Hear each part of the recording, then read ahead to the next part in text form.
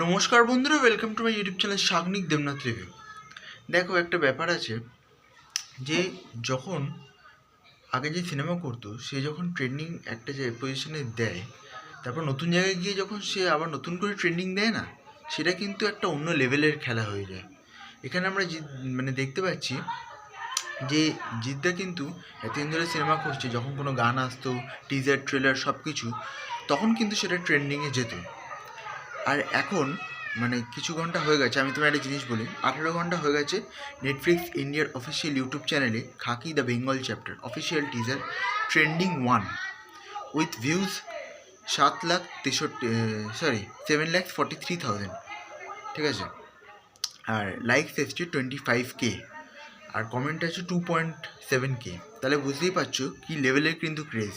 কালকে যখন লাইভ অনেকগুলো চ্যানেল ইভেন্টটা কভার করছিল, তখন কিন্তু শুধু জিদ্দা খাকির আপডেট চাই, খাকি টিজার চাই, এরকমভাবে কিন্তু এটাকে পুরো মানে এমনভাবে তোমরা বুঝতেই পারছো এটা কী লেভেলের হাইপ আছে, কী লেভেলের ক্রেজ আছে, ঠিক আছে? এটা তো একটা মোস্ট অ্যান্টিসিপেটেড একটা ওয়েব সিরিজ, আমরা সবাই জানি।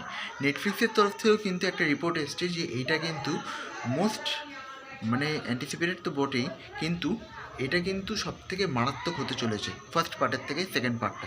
জিদ্দা নিজে কালকে ইভেন্টে যখন স্টেজে গেছিলো তখন বলেছে। তো এটা কিন্তু একটা বিশাল ব্যাপার, বিশাল ব্যাপার। তো আজকের মতো এই পর্যন্তই, আবার দেখা হয় পরবর্তীতে। তখন ভালো থাকুন, সুস্থ থাকুন, থ্যাংক ইউ।